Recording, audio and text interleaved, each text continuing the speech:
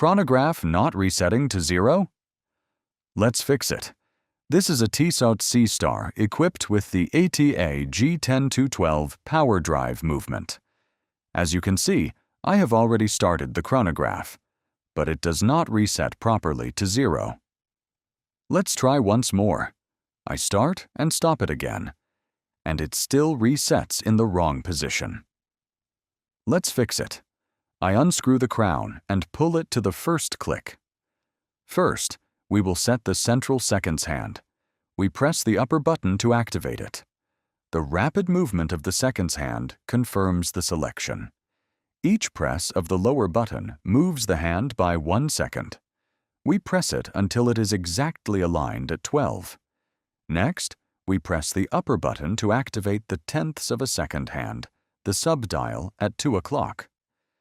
Using the lower button, we set the hand precisely at 10. Press the upper button again to activate the minutes counter, the subdial at 10 o'clock. With the lower button, we set the hand exactly at 30.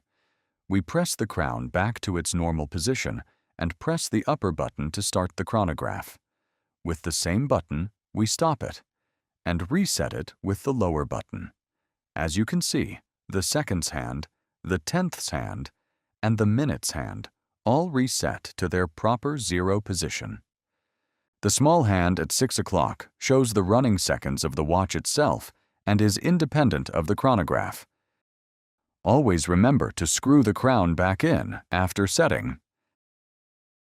And also secure the pushers when you are done. Thank you for watching. If you found this video helpful, please leave a like.